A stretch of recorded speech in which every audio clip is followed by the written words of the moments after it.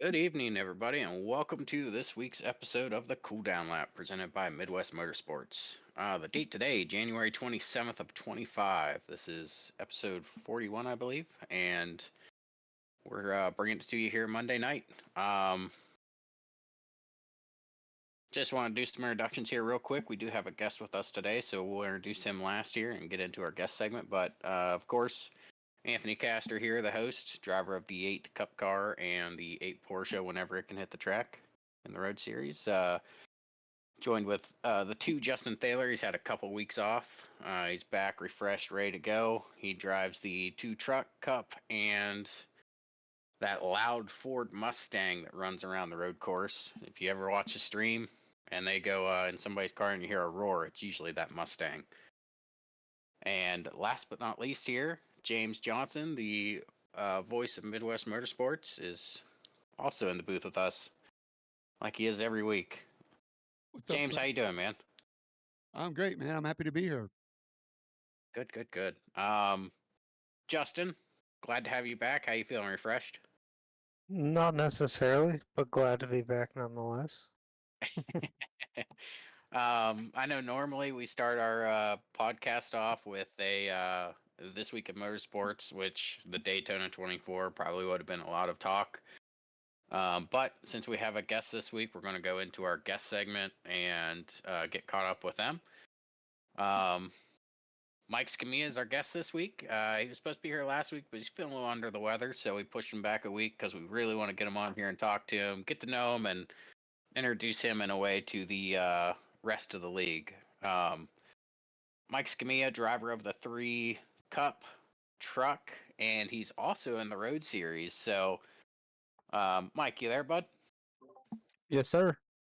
Hey, Mike. Welcome to the podcast, man. How you doing this evening? I'm doing pretty good. How about you guys? Oh, I'm doing fantastic. Justin, go ahead, give him something.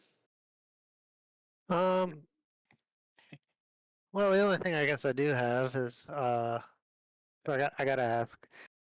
Last season in our road series, because you're well cemented in our various oval series that we've had, and I want to ask your first race. You know, last season you kind of dabbled in a little bit. I think maybe you got overwhelmed. Um, maybe lost some confidence or thought, man, everybody else is fast.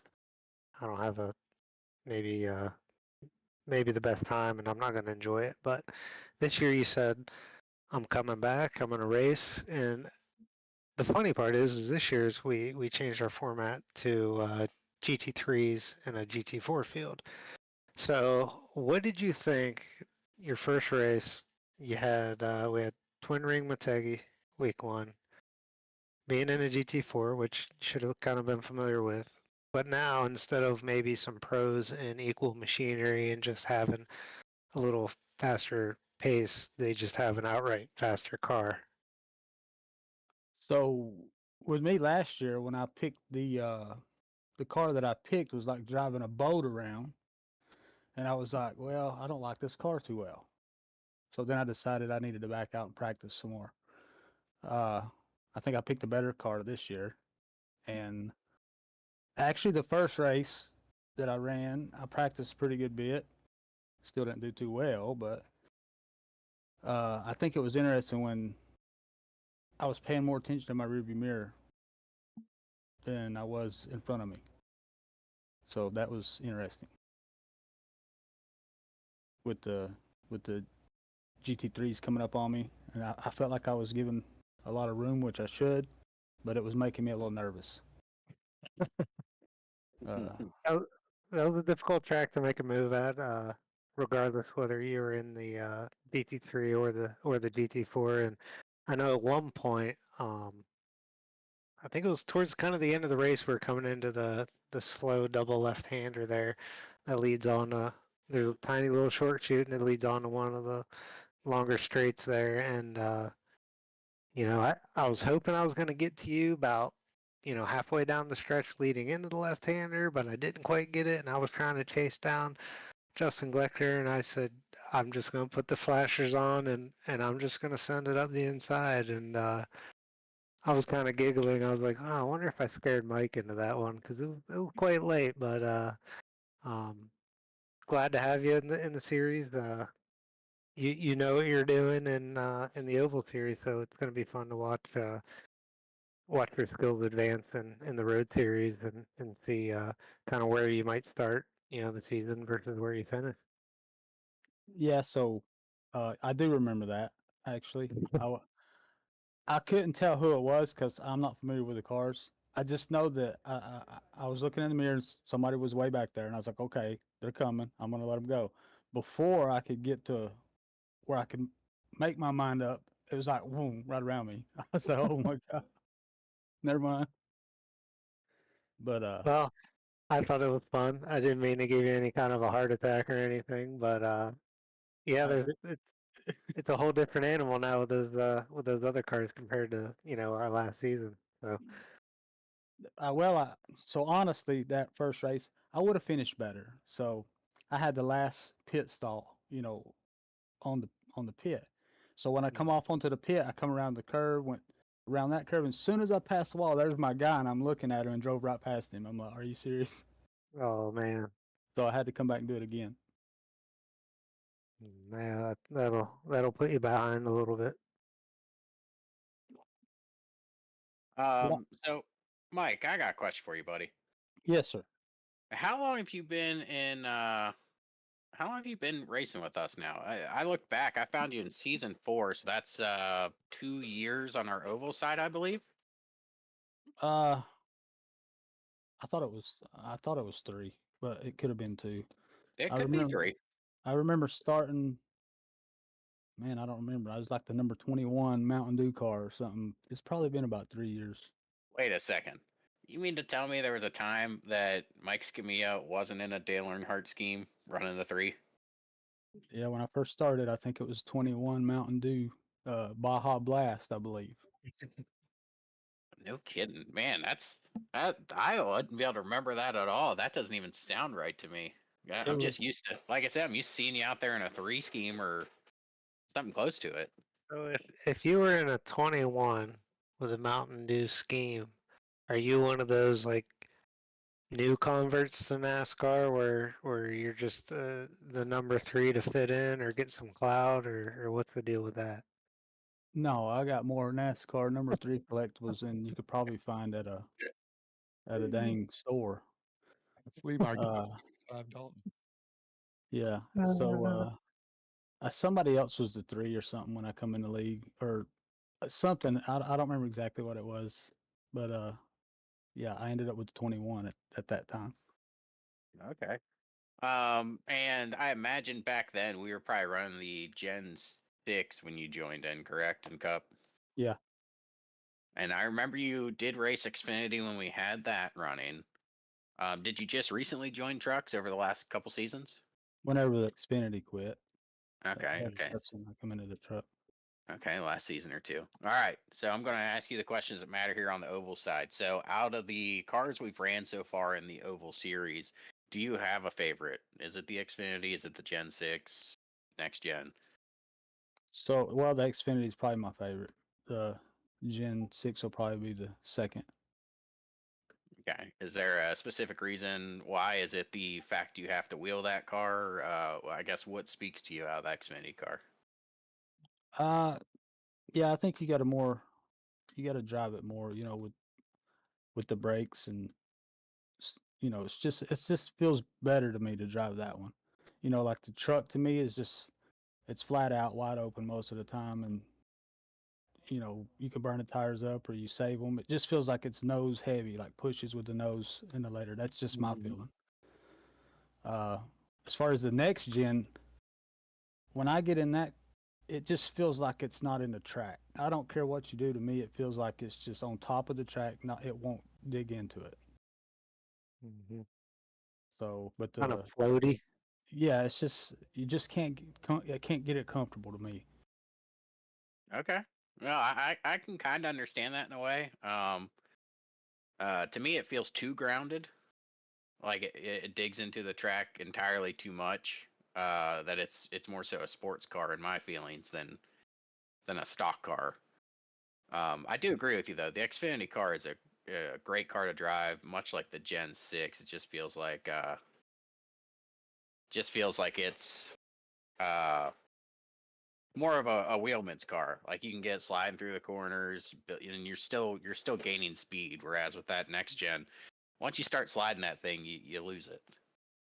Yeah, and it depends on the track too, because there's some tracks I get in next gen, it's comfortable, it feels better, and then some tracks with Xfinity, it just feels weird to me. But I think it's track as well. What kind of equipment you have on your sim rig? Like wheelbase, shifter, I just run pedals? a G923 Logitech with Okay, Logitech shifter, and I upgraded the pedals to the Load Cell Pro here recently, okay, and that's what I nice, cruise around. nice. You I've cruise been all right. I've been thinking of upgrading, but so I tell myself, if as long as I can win, I don't know if it's worth it yet.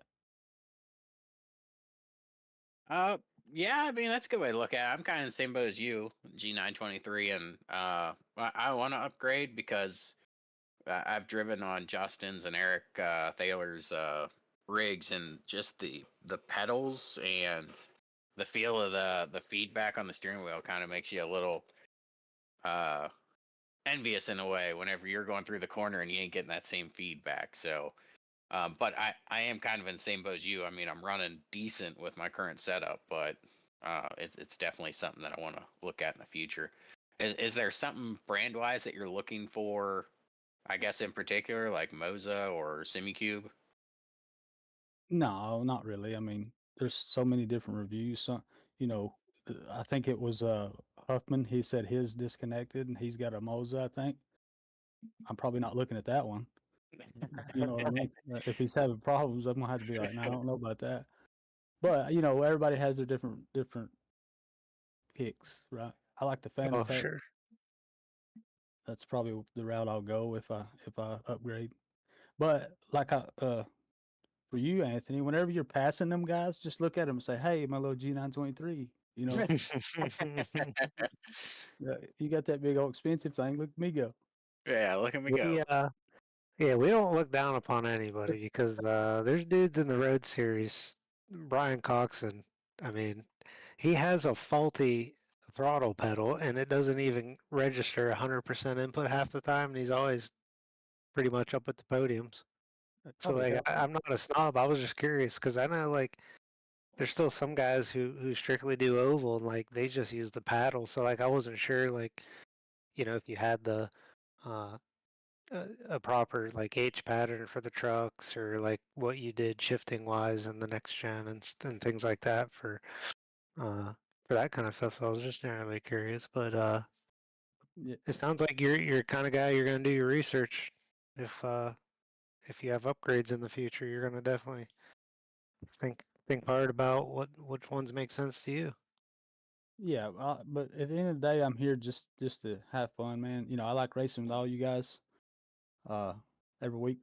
So I don't care if it was a $40 wheel at Walmart. I'd still run it. Well, we like having you on track with us, Mike. Appreciate that.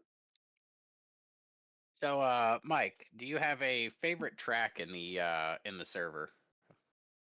Uh, nah, not. I mean, not just one in particular. I mean, I like a bunch of them about the same.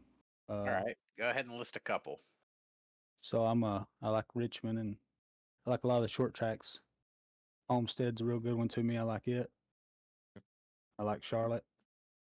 So pretty much any of a lot of your short tracks, anything that you got to roll the throttle, and drag the brakes. That's I think a driver's track. That's the ones I like. No Sonoma, Watkins Glen, Indy Road Course, I like none of Watkins that. Glen, and I actually like when we run the trucks at Brands Hatch. I really like that track. Isn't that an awesome little track? Well, it's not little. It feels small. It's a lot bigger, I think, than what I realized. But isn't that just a blast? Like anything is fun there. Yeah, it's when you first brought it in here to the league, and I was like, I don't know about this. And then as I ran it, I noticed I would get better as the run goes on, and I was like, man, I want to do that again next year. I'll be Yeah. better at it. So I'm liking some of the tracks you guys are putting in here, and the more I get to know them. So I like racing on. I like the road course. I just don't know the tracks, right? Mhm. So like, Mhm. I gotta buy them. I don't have any of them. I gotta buy them. I gotta sit in here for hours with the green line on so I can figure out the track, and then I gotta turn it off and run it hours without it so I can get it right. So, it's the worst thing in the world when you come up through here and you don't know there's going to be a turn and you run off and hit that wall over there. So I don't want to do that in Oh, a yeah. race. Yeah, I mean it takes time to learn the road courses. But once you do, like once you know the road course and you have the idea, like going from one part to the next, and then it's just kind of all about, well, I know I can brake deeper here in this vehicle, or I need to turn it a little earlier here, or whatever. So you'll be all right. I have faith in you, brother. Oh yeah, I'm gonna stick it out. I liked it. The first race I ran, it was pretty good. Messed up a little nerve wracking just a little bit, but I do this all the time, so I'll get the hang of it. So I'm going to offer something up now, Michael. You and I have talked both on and off the streaming broadcast, and I really appreciate your being open with me and talking with you about the scenarios and different stuff that's going on during the race.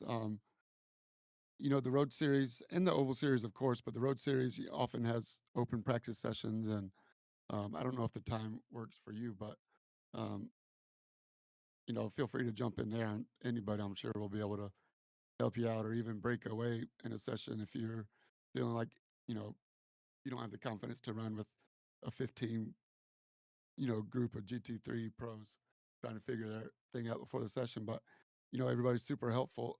Again, I don't iRace, so there's my disclaimer. But I always used to, as I was learning a track, set an AI race and gradually build up their difficulty and just kind of follow the racing lines. Of course, they're not always perfect, but you can kind of get an idea for some braking zones and then move the AI level up a little bit, and that helped me. I use that as a learning tool. Um, but speaking of not knowing where you're going, I noticed that this season your paint job is the Google Maps location services kind of paint, and I want to know where that came from. I think that's awesome. That's because it's a road course and I needed some directions. So, uh, I was actually they turned the green line on there. That'd be my Google Map GPS, but you know, So, I but you just thought of. put paints in also with the oval series too. So it's really cool to see not just you, a lot of guys changing up their paints. And do you have a favorite paint that you've run, or you run them a couple times and then you're off to something new, or is there like a good luck paint? What's the rhyme or reason to switching up your paints? I like to paint them in here and just sit here and chill out. But um, the Google Maps, that was just a funny. uh, That's not going to be what I'm racing tomorrow. I got another one that's going to probably be a permanent one, but um, I think the one that I've had the most luck in is that Spider-Man truck, man. Hmm. I think when I first painted that, I was like 3 for 4 with that paint job. So I'm scared to bring it back out, and it's got such a good rep. I don't want to damage it. That's probably my. I feel like the lucky paint, I guess. It's great. It's fun to see again the variety, and keeps me and Walker fresh and on our toes. And you sometimes will send me a preview so I have a heads up, and so I appreciate that too. But just appreciate you being a good sport. You're one of the cleanest drivers in the league. I think the whole league acknowledges the respect that you give, and the fact that you race hard too. Just through Sim Racer Hub, that's not counting the last two races. I'm counting 11 wins across every car that we've had: Xfinity, next gen trucks, um, and Homestead Miami being 3 wins as the the track with the most wins. So um, it's got to be a lot of fun. And again, I just appreciate you being you and being on the track, man. Uh, uh, Thanks. I'm going to continue being me and try to continue being on the track. I just like to know who do I got to pay to get a 0x? Oh, Uh, don't coming off of this week. Don't ask me, brother. I'm just kidding. It's fun. You and whoever keeps hitting you, pay them. you guys both need to get rid of the magnets in your truck. I think that would help. Right. You're gonna pay people hitting you and giving you incident point. I'm gonna start hitting you. You start paying me. I'll have to sell my G 923 to pay you guys. Um, No, it's fun, man. I enjoy it. it is. It is. You've always been a clean competitor. One thing, two things I want to say. When a bunch of us were running the iRacing 24, um, we were in the LMP too, and there was one guy, one team, I should say, that was running the Porsche, and he had a Earnhardt scheme on a Porsche, not even a Corvette. And every time I came across that guy, I was like, man, I don't know if Mike Samia would approve of that one there, but Man, you put it on a Volkswagen, it's still black number 3. He's You get not the wrong. idea. the other thing I was gonna ask, you've been here plenty long enough, and you know, I think you know kind of how Eric and I and the rest of the admin team um, appreciate feedback and take, you know, put a lot, I guess, into our drivers' hands in terms of, helping shape the next season of the series they compete in. So like, if you were at the controls, if Mike was at the controls, what are some things maybe you would either like to see different or change altogether, or new things that you would implement? And this isn't a this isn't a trap or I gotcha or anything like that. The floor is yours, and I just kind of want to hear what you would say, because you've been running our oval series for so long and have a really good insight on that. So I think the only thing really that may see a problem is the 0x deal, honestly, because there's sometimes when it happens, and absolutely you have no idea or control or even if what's going on, and here you are, you're ruined the 4 or 5 laps in the race. I wish there was a way to police, who was the cause or whatever. That way, the person that's, if I've been in front of cars and their nose be, right close to my right rear, and they wreck behind me, and somehow I get clipped. You see what I mean? I'm nowhere really around it. I've had that happen. So if there was any kind of way to try to, I don't know, police that, or at least the guy that didn't cause it could get his 0x, or for that incident, you know what I mean? I mean, he may get one later in the race, then that's is what it is. But if it's something like 100% no way his fault, I wish we could police that somehow. But that's the only thing I really see. Yeah, that's a hard one. I'm hoping with iRacing bringing all these engineers and developers and people in to like help make this a better platform. I do hope they take a step back and look at implementing AI or something into the incident system. So they're I feel like their policy of, hey, we have a no fault system probably worked back when the early 2000s, mid 2000s, but at this point the service is huge.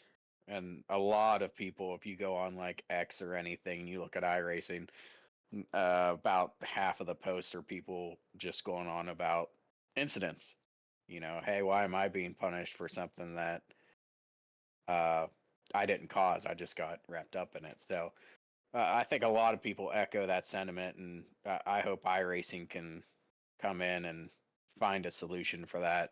That way, it ain't just the leagues having to go on and devote time to try and go pile through all these incidents and figure out who's to blame and such. So we agree with that one, man. Hopefully, though, iRacing can fix it up. Yeah, I mean, I know that's next to impossible to police it, with you guys, and you guys do a great job on everything, and that's just policing that would be hard in its own. But that's a concern I have. But other Which than part that, about it is it, Michael? Is it the points deduction, or is it the number of X before you get a drive-through and then a DQ, or what part hurts the most about it, or is it just about what well, you think of? I mean that's 5 points, man. I mean, that's 5 bonus points, and if you run, I don't know, just say if you run a 200 lap race and say you got 6 laps to go and you're on your 0x and something happens and nothing to do with you, and then there goes your 5 bonus points for something else. You know what I mean? Like I had an instance once before. When you go down the pits, you can drive through the cars at some point, right? Yeah. Well, I actually went through the pits, and somehow or another, I was going into mine, and somebody was coming out, and we hit. They gave me a 4X, and I had that happen one time. So it wasn't their fault or my fault because you can drive through them, right? It's just that one little glitch, whatever. That must have been a glitch. Yeah, that always scares the heck out of me going down pit road because it's like, is it gonna phase or is it not?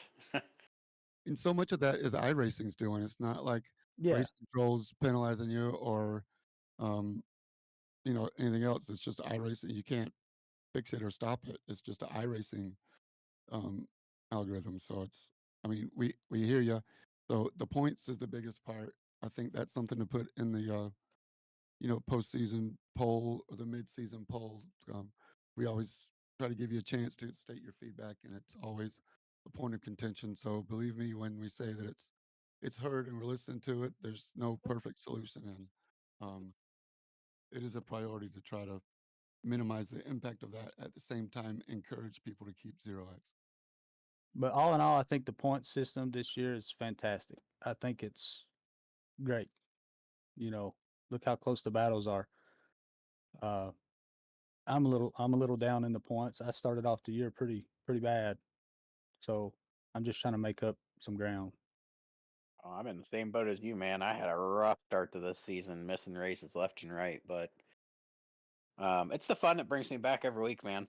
And again, like these guys said, it's fun racing around you.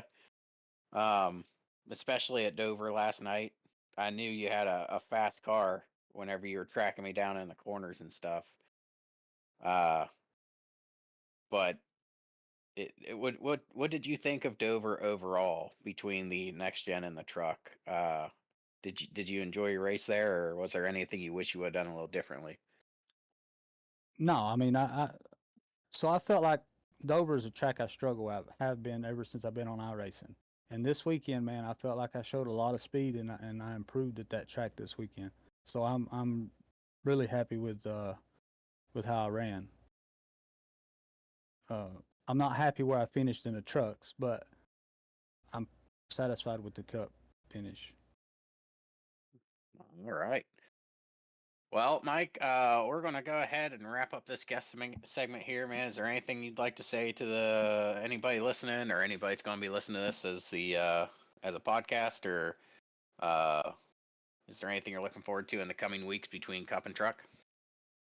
Uh, yeah, that boot. I'm not looking forward to it, but I'll be looking at it, looking for it. But no, I just tell everybody, man, if they're out there in the racing, having a good time, man, just enjoy it. If you're struggling, don't get frustrated or flustered. Just keep on, at it, uh, and you'll get there. And as far as the road course, I'll be careful as much as I can, guys. Sorry. You're doing fine. Yeah. I'm sure Michael he'll kind of echo this. Anybody listening, we preach it here all the time. If you're running oval or road series and you guys are ever having issues getting around the track, reach out and ask somebody. I'm sure if Mike's running some of the fastest laps around Homestead, he'll kind of give you an idea if you're having issues or struggling getting around the track on how to get around it. So We want. I know I want, Mike. I'm sure you can agree. We want the best competition we can get because that makes us better. So if we can pick up some people that aren't running the greatest and turn them into competition, it just makes it that much better that day. So reach out to these guys. Like I said, I'm sure Mike will help you out if you ask, if he knows a way around the track. Mike, am I safe in saying that? Yeah, I'll help anybody. I mean, if I can. Mike's like, get bent, guys. Yeah, I mean, to a point, this is where you slow down. This is where you let me go by. Hey. This is where I get that 0x, guys. You don't Yeah. bump me. Yeah, hit him, and you'll have to pry that wallet open. That's all I You know. heard about over this whole interview was if I needed some extra spending cash. Yeah, no crap, man. And race that 2-car and race that 15-car hard, real hard. Just, I don't care if you're driving. I can get behind that. Oh You yeah, I already know. have. You've been behind that since day one. What are you talking about? Yeah, I see the Discord stuff there. It's you do give him a hard time there, Anthony. Yeah, you just don't see it on track because by the time you do, I'm junk rolling into the pits with a blown engine and half the side of the car ripped off. Yeah, we'll get into that in the Cup Series. Don't you worry about it in the recap. But Mike, it was great having you on tonight, man. Hopefully we can have you on in the future. If you win a championship, or heck, maybe after a little bit of time passes, we'll have you back on here, man. Good talking to you, and best of luck to you in the Road Cup and Truck Series. Yeah, anytime, man. I enjoy it. Well, good deal. All right, well, we'll pop you out of here, bud, and have yourself a great night. All right, thank you guys. You guys have a good night. See you, brother. See you, man. All right, guys. That was Mike Scamilla, driver of the 3 in our Cup, Truck, and Road Series. Hopefully, you guys got to learn a little bit about Mike there. Great dude. Great to race around. He's a hard racer, clean. Former champion. Former champion. So he's working on getting a Cup Series, I think, and a Truck Series championship. But we'll see how everything turns out this season in those respective series. We'll go ahead and move on, guys. You guys ready to move into the Road Series? Yeah. Let's go. For anybody that tuned into the live portion of this late, we did have an awesome screenshot at the beginning of Travis Rowe getting some air. So if you guys see that and can just give him a hard time about it, I think that was probably the highest car I've seen on the screenshot. So good job, John Daniels, grabbing those screenshots, and Travis for making a memorable moment there. But I'm going to go ahead and hand it over to James here so he can kind of recap the Zolder visit for the Road Series. Oh boy, put your seatbelt on because it was round 2 of the first mixed class Road Series racing. This time we were at Zolder for an endurance race, 100 minutes, 1 hour, 40 minutes, at a very tight and technical track in Belgium, Circuit Zolder, full of chicanes and sausage curbs that we know can be your friends and your enemy at the same time sometimes. And so that's the cause of some of that airtime Ant was talking about. It was not just Travis Rowe. I think everybody got quite a bit of air at some point during the race or qualifying or practice. But first of all, I want to ask about what you think about the qualifying show with Chase Fincher joining us for the GT3 qualifying, wrapping up GT4 and talking about the track. What do you guys think about it in the chat if you have any feedback on that as well? What do you think, JT? Yeah, it's something I've always kind of wanted to do, and been really really nice of Chase to donate, I guess, his time and go through all that. I think there's sometimes some stuff that might be missed without being able to show the quality, but with the new format, I know it's a little longer, and we got some setup time we got to do and make sure everything's buttery smooth and things like that. But it's just another great addition to our broadcast booth. Yeah. I agree with Justin there. I like the idea, and I hope you guys do it more. Right on. Well, we hope so too. And Chase is doing the no qualifying thing so far. He hasn't committed to doing it every single race, but every race that he does, and when he doesn't, maybe we'll have a GT4 guy come in afterwards and talk us through it. So hopefully we'll have a rotating commentary added on.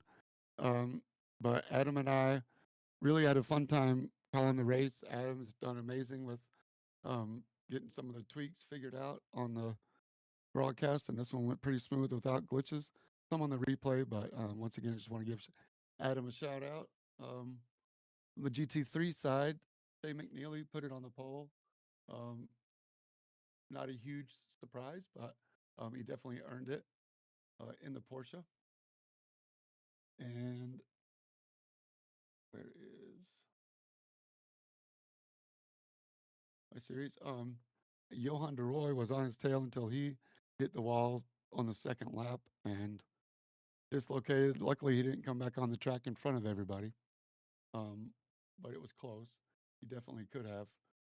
So shout out to Johan for returning to the pits before it got to that point. And in the GT4s, it was Ronald Cabiltas, last season's champion, and Landon Sprinkle on the front row. As they set off, it is pretty hard to get the starts of both on the stream at the same time, even with the relatively low 25 car count. We're doing our best to kind of flip back and forth, but the race was on, and it quickly broke into individual races. It kind of got spread out pretty quickly, and then it became a pit strategy as it always does. The GT3s, most of the GT3s pitted 4 times. Well, I should say 3 times no, 4 times for a total of 5 stints. And the GT4s pitted 3 times for a total of 4 stints, except for Brian Coxon, who made it work with 3 stints and came up just a little bit short at the very end, but he went off strategy. For most of the race, he was outside the top 5, almost outside the top 8 most of the time. So shout out to Brian Coxon for kind of minding his own business, running the race, trying not to get caught up in other people's crash. And there was a lot of it. We were constantly showing wrecks, arguments over real estate, way too many to list. Even the leaders got tangled up in some. Chet Miller, a couple of times, was sideways more than once with another car on his nose. But ended up bringing it home in the GT4 win by. It was closer than I thought. Where it is best lap out lap? Hang on. Oh, it just says number of laps. So it's hard to tell exactly how far behind he was, but really good racing with Landon Sprinkle and Jason Geyer, third in his first race, I believe. So, Justin, you were out there in the Mustang. Did you have any argy-bargy with either a lap car or some other competition? Some close calls with the lap car. That last final chicane coming to the front stretch. It was so difficult. Like, it's pretty high speed, chicane. If you get your entry right, you can really carry a lot of speed through there. It's hard to really straight line if you enter too far on the left, like close to that little wall that sticks out. You could actually get a slowdown. So, making sure you hit that just right. And I know there was a couple times, there was, coming out of that little short chute on the back stretch, you have that right-hander, and it's not a long drag to get to that entry of that chicane where, GT4s were just so far out where you were getting them right on the exit or shortly after the exit. But I know it looked at one lap, Landon, Sprinkle driver, the number 4 McLaren in the AM. I thought I was gonna get him well before it, and I poked out, and I went for it, and I felt like I drifted through that whole chicane, and it was really, really close to ending my race night with that wall on the exit there at the front stretch. And then I had a really, really good multiple lap battle with Francis Faustino in the McLaren GT3. Him and I were kind of going back and forth, and he outqualified me, and the first maybe opening 4 or 5 laps, I just wanted to nurse the tires in a little better. And I knew it was kind of going to be a track position game, so I wanted to take care of the car in the tires opening, and then I felt like he was kind of struggling a little bit, so I was trying to put a little more pressure on him, and then I was finally like, well, I'm gonna try and just get around him and see if I can drive away, because I had Gleckner behind me. He was really fast, but I was holding him up in the chicanes. The McLarens were really strong there. The McLarens and the Porsches, I think, were the 2 best manufacturers in the GT3. But Francis and I, we rubbed. We got a couple 0Xs. It was it was a battle between him and I for a while, and it was a lot of fun. He didn't make it easy on me, which I appreciated. But I think that's mostly it. And I think that track was, like you said, with how tight and technical it was, and then you throw in traffic into it, coming from the AM division. I think it was a lot about number one pit strategy and number two, or they could probably be interchanged, was track position. Yeah, I'd call Zolder a bull ring. You know, if some of the short tracks in oval are considered bull rings, I consider Zolder a bull ring because the straights are relatively narrow and the chicanes are pretty much single file with the curbs and everything in to get a good racing line. There's a lot of honorable mentions I'd like to shout out that I wrote down. First of all, I have Jason Geyer, and it was not his first race. He was at Motegi. That was in his um, GT4 as well. But the McLarens were 1 through 4 on the AM division. So this track, as well as many others, I believe this season in the GT4 um, might be McLaren heavy on the. Well, I mean, hell, the GT4, you got pretty much everything but about 4 cars as a McLaren this season. So. There's a lot. I think Jason or Chase Fincher started a trend, um, but there's still some faithful Porsche guys out there, and uh, of course a couple of Mercedes as well. So, but all in all, you know, I didn't see any super aggressive driving, no bonehead moves, a lot of give and take, and a lot of hitting the walls and then making sure they got out of the way. Not too many dangerous rejoins. Um, so again, you really have to watch the replay to catch some of the one-on-one accidents. Way too many to contact, but they were all hard battles, nothing egregious, and it came down to strategy. So good on Chet Miller for winning his race, his first race, and um, Shay McNeely and his roommate Brian Coxon getting a 1-2.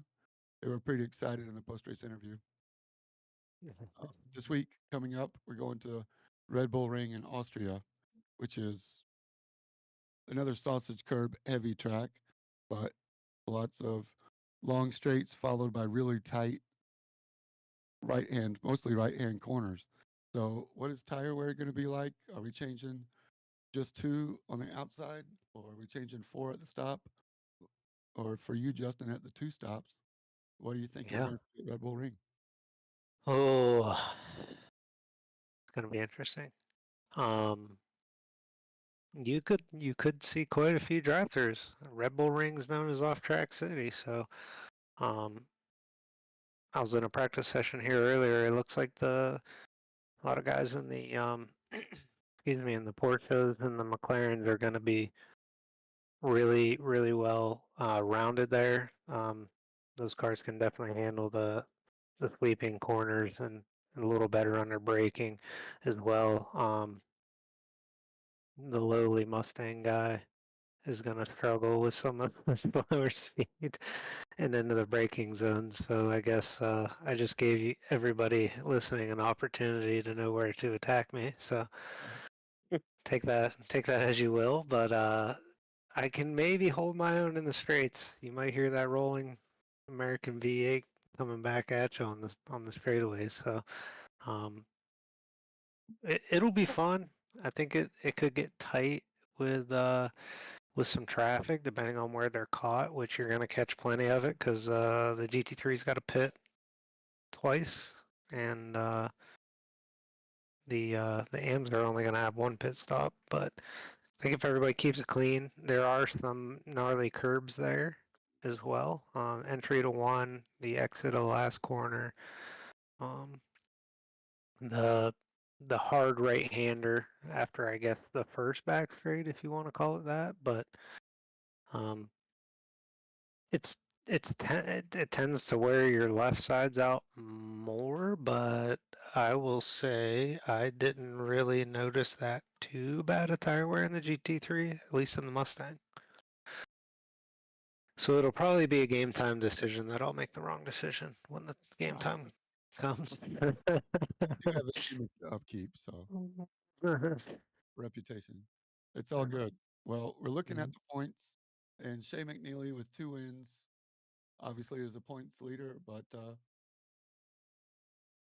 still very early in the race. Jason Wahlberg's been very consistent um, in the orange Acura. Been fun to watch him with a 4th and a 3rd, pulling in 2nd overall. Brian Coxon 3rd, Justin Taylor 4th, and CJ Barzak 5th. Um, so just a heads up for the broadcast tomorrow. First of all, we're going to have Pablo Araya has stepped up in the chat and said that he's going to be there tomorrow. So I'm looking forward to him and giving the queen of the stream some shouts out. So we got a couple of fun things to say about our fans watching on YouTube, the new home of Midwest Motorsports. And also, we're going to try to get CJ in the booth during the green flag action, working with him to try to figure out the right time to pull him up and let him let us ride with him, let the broadcast ride with him for a lap or two during green flag conditions. So You should totally do it as the green flag drops. Just yoink them right up into there as soon as the leader, whoever, or if he's the leader, hell, jack them, just jack them, man, just jack them. Compared to his lap times in that practice session with Coffee, he's going to be fast. Porsche seems to be doing okay there. But it's going to be a lot of fun. Shout out to our pro drivers for points that are on the screen. Shea McNeely with 2 wins up front. Chet Miller with the win at Zolder. And he got, I think, 3rd in class at Motegi. I'm sorry, I'm not sure because it's got overall results, not results in class. So apologize for not knowing where Chet finished in Motegi, but good on him. And Jason Geyer, 3rd in the points. Again, very early to be talking about points with a couple of drops, but a short season. So we have a Red Bull Ring tomorrow and then an off week. Also, keep your eyes open for a fun run off week that we can chat about when the time's appropriate, right, Ant? Yep, that's correct. All right. So that's the recap of the Road Series, guys. We went over the Pro Series presented by Midwest Motorsports and the AM Series presented by McLaren. So we'll go ahead and looking at the points there's quite a few McLarens in there. So we'll go ahead and move on to the Oval Series, guys. Which both Truck and Cup were out in Dover. So Dover's a fun track, bumpy, crazy bumpy. I didn't realize just how bumpy it was until we got out there, um, but a fun track still. So trucks were out there Friday night. My notes are correct. Brandon Cotton stuck it on the pole. Yes, he did. With Yep. Dustin Runstead on the 11 on the outside of the front row. Was that a indicator of things to come? Well, we had to run 200 laps to find out. Congrats to Brandon Cotton. We got a competition caution at lap 20. It went okay up to lap 20. Yeah. And during that competition caution, everybody comes in except the 51 of Ian Silva, who stays out. What did you think about that move? Leading a lap, obviously, but Justin, is that something you want to try? Yeah, I don't know. I mean, he's got something figured out because he tries it a lot and usually stays up front. I'd rather maybe hedge my bets on trying to make a move on track and have that extra fuel and not have to worry about saving. But it worked out. Yeah, the question for you, Justin. James, I don't know if you've seen or not, but tires weren't needed at that first comp caution, were they? Nope. Nah. That's So, exactly where I was going. yeah, you guys were able to kind of save your tires and stuff. I mean, I can kind of see what Ian did there. I mean, if tires weren't a necessity and everybody's going to be even, I mean, you can kind of set yourself out front there. But I can also see Justin's side of it there with getting a full tank of fuel. 20 laps is Half. that's 20 laps of fuel, man. That's a couple gallons there. So I can see both sides of it. In all honesty, I probably would have pitted too, just because you aren't on the off fuel strategy. If a caution doesn't drop, you got to pit way earlier than everybody else. But we'll let you get back to it, James. Yep, you're right. Well, you're actually going right where I was going with it. But we'll get there first. Thing Brandon on lap 24, the 5 had it went right back to fuel save or tire save probably, and was running on his own, letting everybody go by him, and he spun on his own and no caution. So he went all the way around down on the apron with all the banking at Dover. Um, he went dropped down to the inside apron, and Josh kept it green, which I 100% agree with. And then some pit cycles started playing through, um, and Stephanie Piccoli, spun and caught it again, no yellow. So I thought that was pretty neat to have a couple of half spins and no knee jerk reaction to let the race kind of play out. Um, so good on our trusty race control. Um, then we go on to lap 64 when the guys that came in at the competition caution start the pit cycle.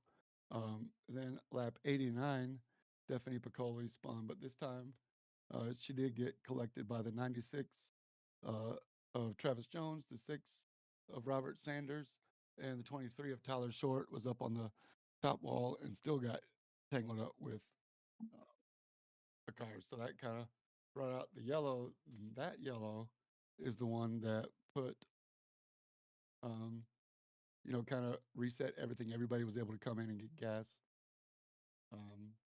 And then just a few laps later, lap 96, Kevin Mayer and Robert Sanders got into each other. And this was kind of weird because they touched coming out of 4 but didn't wreck. And then going back into 1 and 2, so there was like the whole straightaway. It seemed like Kevin Mayer had it collected, but maybe he was still loose and got into the 6 and they went around. So that was that. But that lap 96 yellow, I believe, is what allowed Ian Silva to get back on strategy, and that's when everybody uh, came in to get yellow. And then they restarted with Ian Silva on the front row, and he had an amazing battle all the way down through green flag stops to the 48 and was third. Let me pull back up results. here. It looks like it was Ian, Dustin, Eric, and Nick. Yeah, Nick were the top Asplund. 4 there. Yeah, Dustin Reinsettle, that's right. Just amazing, hard racing, clean racing. Ian Silva managed to stay out front and came back out of the pits in front. And by the time Asplund and Reinsettle were able to unlap themselves and catch back up to him, they were out of laps. And the 51 brings home the win. Man, that's a close finish. It's showing I'm seeing half a second between Dustin and Ian Silva. It was awesome. Yeah, so I mean, long overdue for Ian. Oh, for sure. The guy was Ryan Newman there for what, 3 weeks? On the pole. No. No win. So. Yeah, so I just briefly touched on the results there. Ian Silva won in the race. He walked out with total points. He came out with a clean race. He came out with most laps led, leading a lap. He walked out of there with the points. So add a job to him. That's great to see. Dustin brought it home second, half a second back.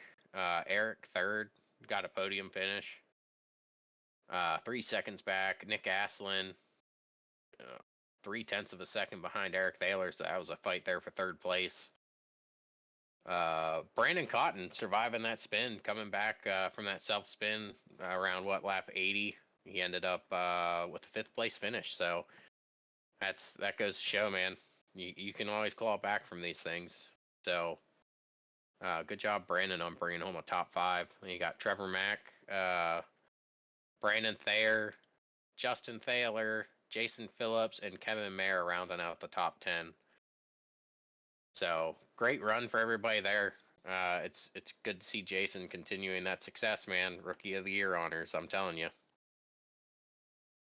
But got the points up on the screen now. Points as they run right now. Dustin Reinsettle with a commanding lead, 545 points. Brandon Cotton, 456 in second. Trevor Mack, 442 in third place. Ian Silva, 436 in fourth. Robert Sanders, 409 in fifth. And Eric Thaler, 1 point behind in sixth at 408. Mike Scamilla, our guest from earlier tonight, 398 points in seventh. Michael Harris Jr., our co-broadcaster for the Cup Series, 386 points in eighth. Nick Asplund, who's running that Lowe's scheme out Dover that everybody's seen dominate for so long, 386 points down in ninth place. And Justin Thaler, you're rounding out our top 10, buddy. Yay. So the trucks are heading off to Watkins Glen next week. This Friday, sorry.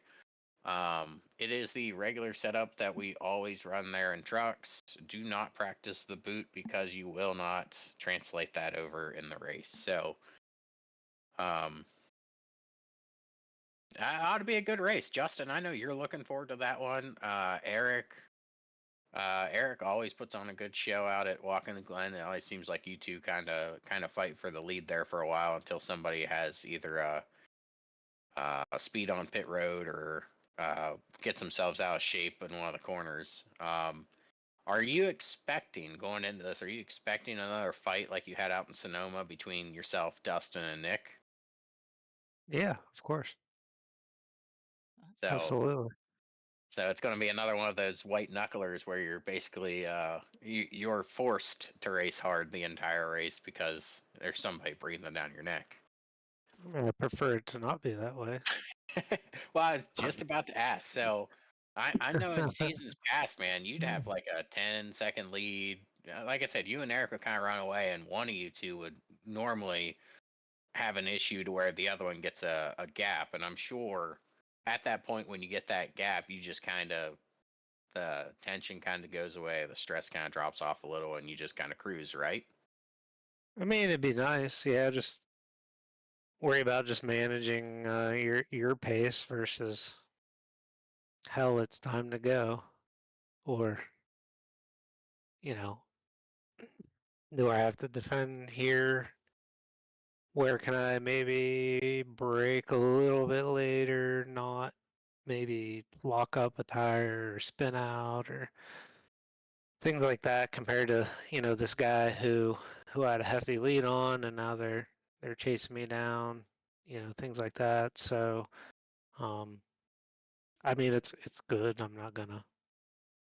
I mean, I jokingly say, yeah, I want to be able to just go out and know at a road course I can chill for however many laps of the race, knowing I have, whatever amount of cushion. But um, it's all good. I mean, I'll be honest. I really don't even. I don't like driving the trucks on the road courses, but um, I'm You gonna give it shouldn't too, hell. for not liking it. It's just a whole different animal, man. And they're a handful. They're a handful. So it's gonna be fun. I know Eric's really good in the trucks there. Um, Nick's gonna say he's not as good as a road racer, but we all know he's lying. So Yeah. it, Um, it'll be interesting to see, what's the field size gonna be like as well. I mean, do we have almost 30 some trucks compared to maybe 18 or those high teen numbers? And I think there's going to be a and we got Phillips now in the trucks. So is he going to be able to correlate his expertise in road racing over to manhandling a heavy, high horsepower, zero driver aids, no weight in the rear end NASCAR truck that versus a GT car or a high downforce car? that was one of the things I was just getting ready to say. It's one of the things I'm looking forward to seeing this week is how Jason Phillips wheels this truck around a road course. He's so dominant in the road series side. Two-time championship or two times champion in the road series. So You're only this looking forward to it because you don't got to race against him. Kicks, exactly. kicks my butt every damn Tuesday, and now hell, he's doing it every Friday night. So we'll see how he does. I mean, I'm excited to see it, man. It's kind of like when SVG came over to the Cup Series in Chicago and was dominant. I mean, I'm not expecting Jason to come out and completely win this race or anything, but I am definitely excited to hear his feedback on uh what he thought or what he thinks wheeling this truck around as opposed to what's he driving nowadays? Is he driving that Nissan? He's running the NSX. Okay. So he's as to wheeling around the NSX around the road series. So definitely excited to hear what he has to say. So Well, speaking of a road course ringer, Watkins Glen, I just if it comes time, am I gonna have to Chris Buescher him? send him going into the bus stop. Oh wait, no, trucks aren't doing the bus stop. Never mind. So They just don't. It's in the bus stop. It's in the bus stop. oh He yeah, did yeah. it on the exit into the carousel. Oh yeah, sorry. Apologies, I confused my boot terminology with bus stop. Yeah. I mean, anything there. I mean, it's going to be interesting to see. Like I said, I'm definitely interested in seeing how he translates over. So Hmm. we'll keep an eye on that, and I'm sure we'll cover it on the podcast. So uh, we'll break that down next week. Cup Series also went out to Dover Sunday. Looks like according to the picture on the screen, Ty Williams won that one. Even though I participated in it, Justin, you were also there in spirit. Thanks, buddy. You're welcome, man. Big Uh, arm. I'll yeah, remember that when I get my opportunity, but I don't race you like that. yeah, we'll cover it. We'll cover it. So, oh man, it was a foggy day in Dover for the Cup cars. James, how was that calling the broadcast man through the fog? Yeah, it was tricky.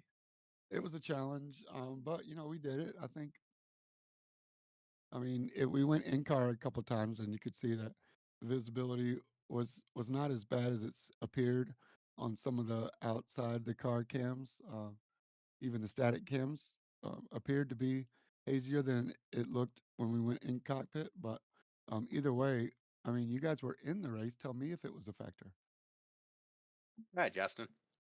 I didn't really notice it. I mean, I noticed it, but I don't think it was like detrimental to anything. I mean, it got to a point where it was maybe, from exit of one corner entry or mid to the next corner, you maybe didn't see the cars too well, I would say.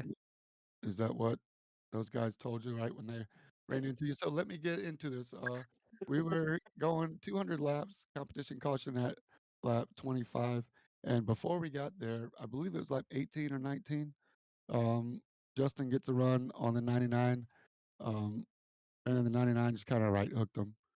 So maybe it was the fog. Did you talk to Trevor after the race or during the race, and did you blame it on the fog or did you take it on the chin and apologize?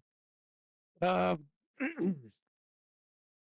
well, I don't know how much information I want to divulge here, but no, he was a good sport, and basically said like, the moment it happened, I wasn't sure if it was my incident responsibility or not, but he said, I totally just moved up and thought you were higher up on the wall, and yeah, he owned up, apologized, but also I mean, I didn't have 4 miles to go up to the wall, I thought I was high enough up, and he would have known where I was, but he was a good sport about it and apologized, and I think myself and anybody else would, that's well appreciated. Yeah, 10-4. Um, so yeah, that gave us a caution beforehand and put Justin on the back burner. And you did a great job getting back on the lead lap. Actually, playing the pit strategy, coming down to get repairs, not using your fast repair. I thought was pretty smart. Did you get almost all of it repaired? Did you feel like you still had more to repair? And did you have a plan? How do you keep your head straight?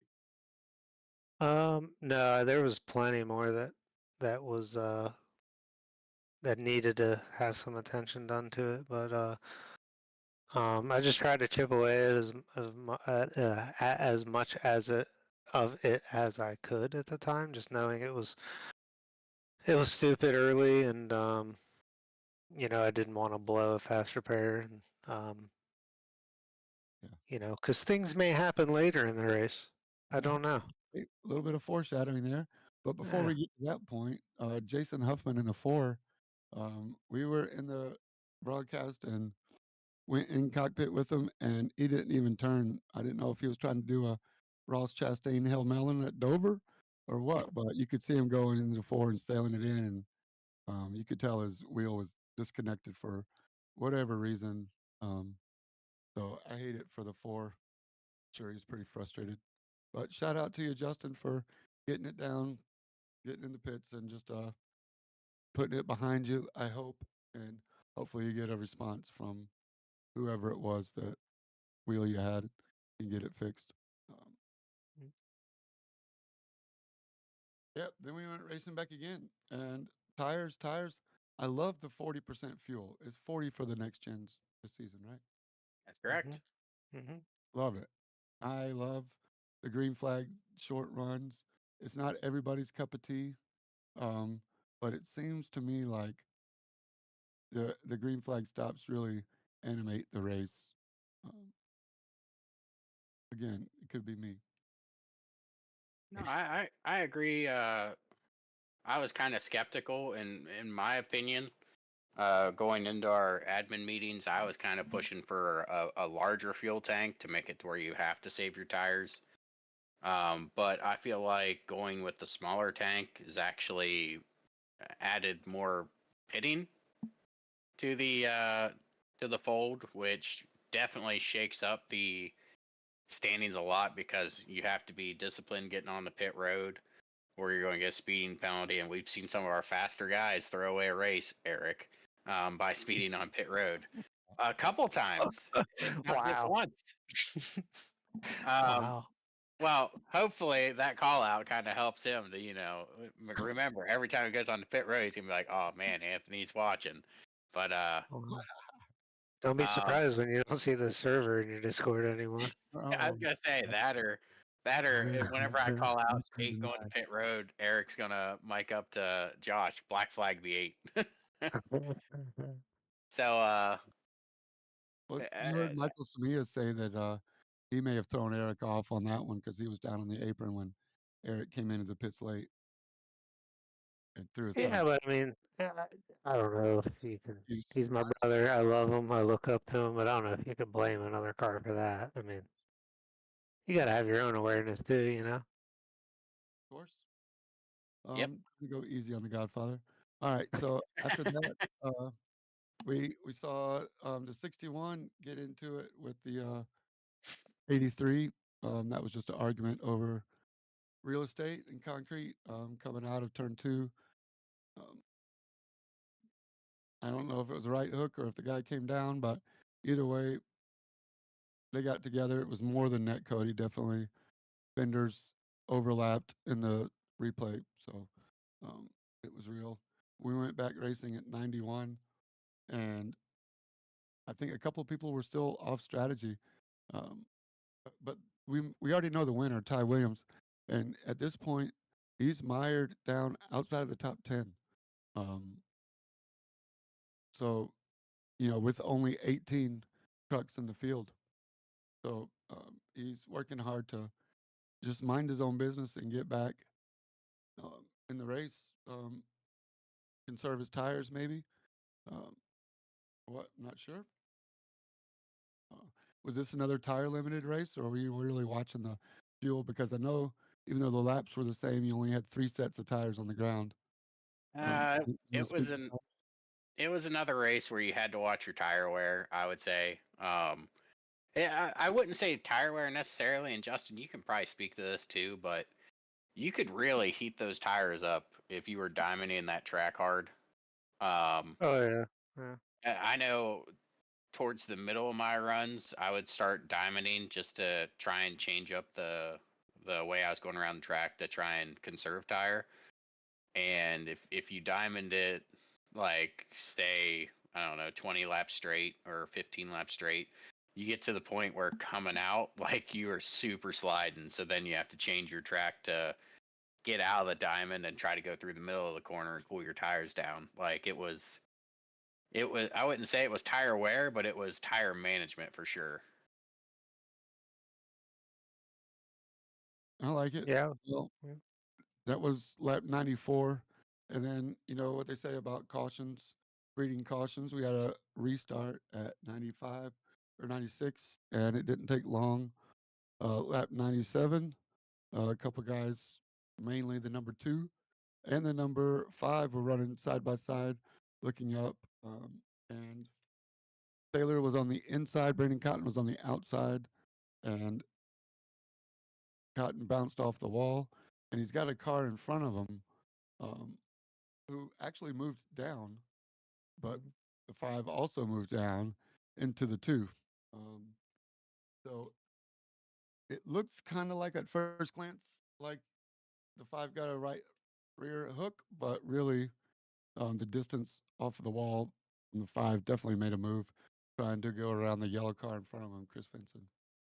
And that's what I call the big one. The five, I don't know if you saw the replay, went up on its side. You could see his whole underside. Um, you could see his diaper, which needed to be changed. But I mean, he was all the way on the window net um, on the wall. So that could have been dangerous. I'm glad he's okay. But once again, Justin, into the pit you go, working on repairs. Is that the point you use your fast repair? No, I didn't even at that point. I just said, well, I'll just ride around the next hour. Yeah. I think you did I good. mean, I was so buried in the laps at that point, it wasn't coming back. So Well, now we're at the halfway point, and at this point, there are quite a few cars trapped a lap down. I think there were like 9 or 10 on the lead lap. Um, strategies were still off sequence, where some guys came in on this lap, some guys came on that lap, and um, yeah, Ty Williams restarted them off, and we go for the next 100 laps. Relatively clean. Yeah, I was surprised. I mean, when the caution started coming and coming and coming, it really, a lot of the strategy was kind of scratched at that point. Like everybody kind of got on the same, What am I looking for here, word wise? Cycle round. Yep, that's it. See, everybody kind of got on the same strategy in a way. Is what I'm trying to get to. Everybody put fuel on. If you hadn't had fresh tires, you got fresh tires. So it was kind of like the reset that we kind of needed in the middle of the race. And I think it set us up for the last caution. I think set us up for a 2-stop. I don't know if Brandon was going to try and stretch his fuel to make it a 1-stop. Brandon, if you listen to this at some point this week and you want to shoot me a message, let me know. I know you were stretching that fuel pretty hard, and I'm not sure if that was the strategy you're going for or not. I personally was thinking it during the race that you were trying to stretch it, but I don't know. So let me know, because at that point I was kind of thinking you were, but I think everybody kind of settled though it was going to be a 2-stop race where you're going to pit for at least fuel twice. You're going to throw one set of tires on and race hard to the finish. Yep. And during one of those cycles, Justin, you came up off the apron and went around. What was that about? You remember? Oh, just hit a bad spot. And it was like probably driving through like Detroit with how rough the pit exit is there. So yeah, and just kind of looped it. The pit exit there is crazy bumpy. That if you aren't easy on the throttle, because I had an oopsie early in the race and I had to try and beat the field back off pit road, and I had to watch, because once I started to like full throttle that thing and it started hopping, like you could feel the tires break loose. You had to back out of it. So I kind of wonder if maybe just hit those bumps a little hard and it unsettled the car and sent it up. Yeah, probably. Yeah, 2 stops, Maybe. right? 40 lap stints. So right at like 100, well, 98 laps to go, 40 lap stints. We're looking at 2 stops. When do you stop for? Do you split that up and go less than 40 and make 3 even runs, or do you run it out of gas and then go? I think Brandon ran it out of gas and you had to come in with like 15 to go or something like that, and they didn't have enough time to catch back up and get back on sync. Yeah.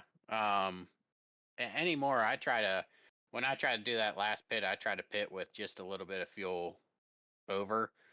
Like, so I know I have a couple laps of extra.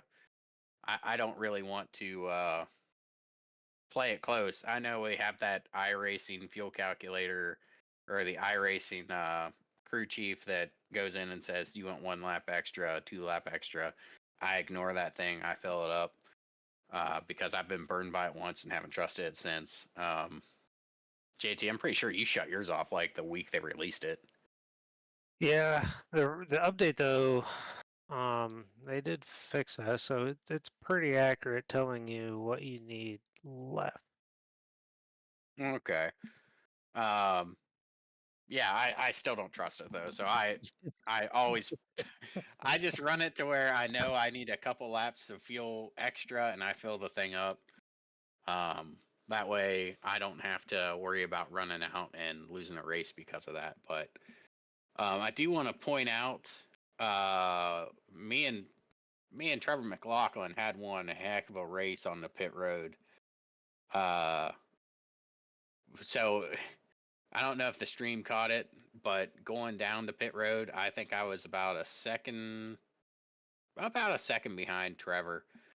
And I made the decision because the pit cycle before, Trevor decided to undercut me.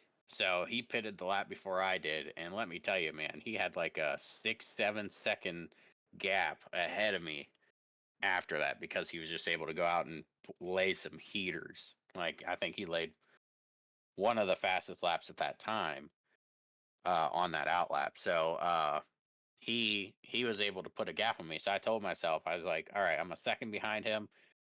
I'm going to pit with him because I think I can make up this time getting onto pit road and put myself in a position to track him down. And he did not have a very good entrance on the pit road. I don't know if he got down onto the apron a little too hot or what, but he came down there, got a little upset. The car got a little upset, started sliding left, right. He saved it, made one heck of a save coming on to the entrance of pit road, and was able to get on there. But I'm at his quarter panel, and he's just barely in front of me going down pit road. So we both go down. We're both putting on 4 tires. We're both putting fuel in. I think I had to put less fuel in since I pitted a lap after him before. So it gave me just enough to beat him, and we're both coming out of pit road side by side. I know the discussion came up in the road series about pit road etiquette. Let me tell you, in the oval series, you guys are racing until somebody gives up that position. Which normally when you funnel out, it's typically whoever beats the other person off pit road. But if you guys look at the screenshot on the screen, me and Trevor decided to take that one out of pit road. Basically side by side, and then I think Trevor thought a little better of it. Like, yeah, I'll give him this one because he was faster than me. He's like, I'll give him this one and pass him. So that was probably one of the highlights of the race for me, was just getting a race with Trevor because he was fast, man, wicked fast. I think he had the fastest lap, I believe, for the race, if not one of the fastest laps. So good racing with you, Trevor. You made it a great race for me. I had fun. I hope you did too. But I had to pass him to get that podium that I haven't had all season. So he made it tough. He played some fast laps, and ultimately I was relying on him burning his tires up faster than I was, or heating them up faster than I was. And I think after a handful of laps, probably about 7 or 8 of them, he started to kind of slow down the corners. So it gave me a little bit of a run to get around him. But he fought to the very last second. So good racing, Trevor, and that's the kind of racing I like. That's clean, good, hard racing. On to pit road, off of pit road, and the 7 laps after.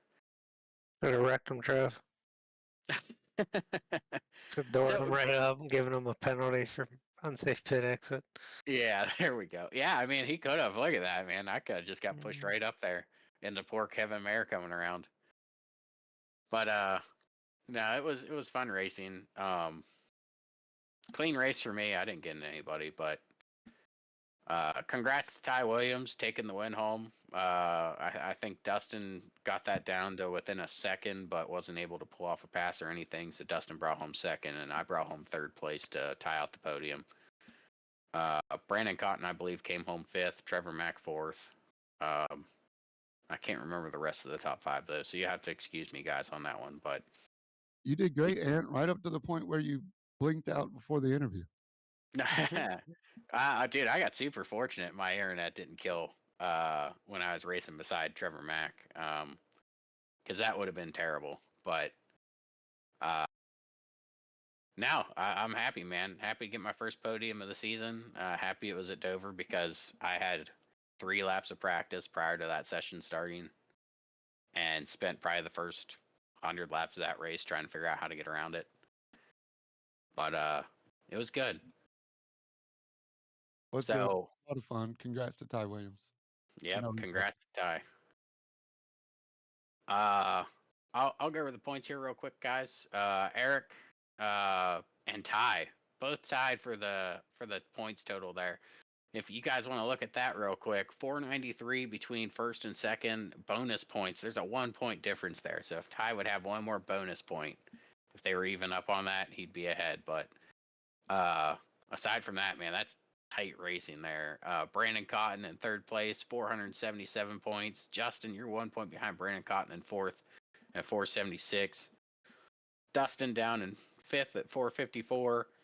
Brandon Thayer at 440. Trevor Mack at 433.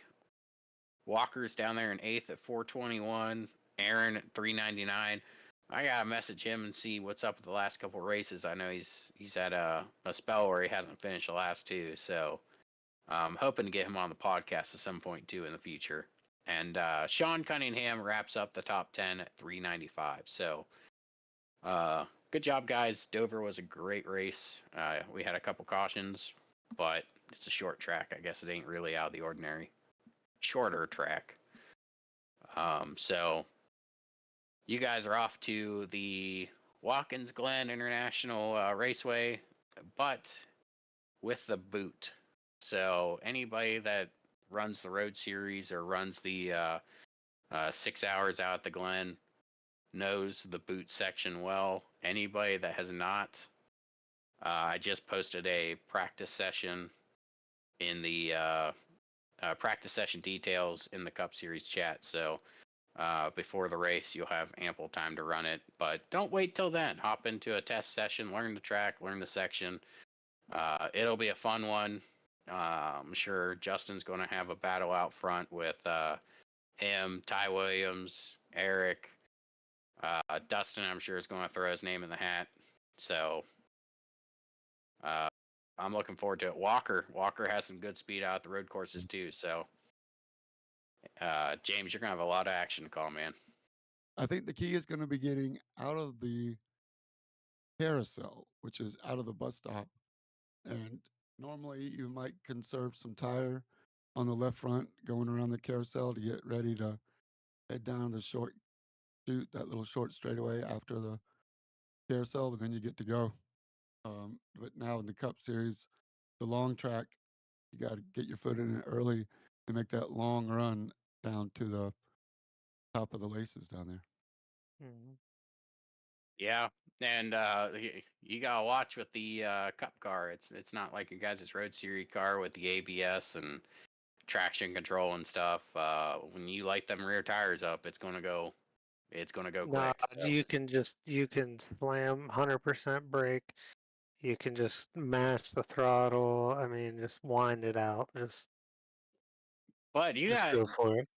you got to remember, man, you're the guy that's probably going to be taking this pack down in the turn one. So the last thing you want is somebody mashing or killing the throttle going down in turn one.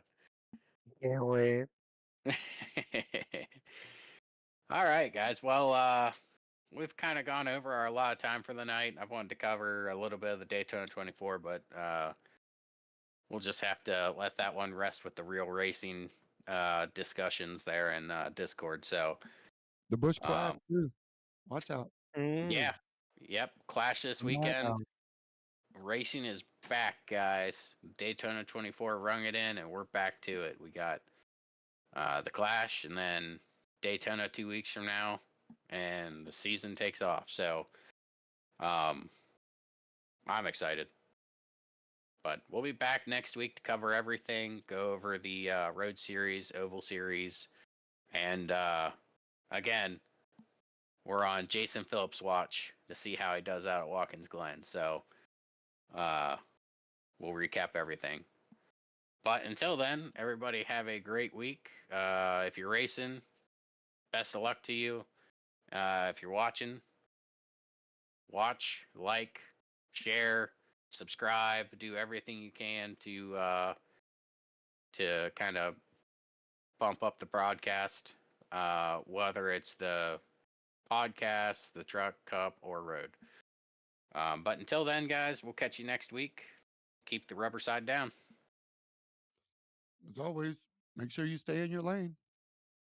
And I approve of this message.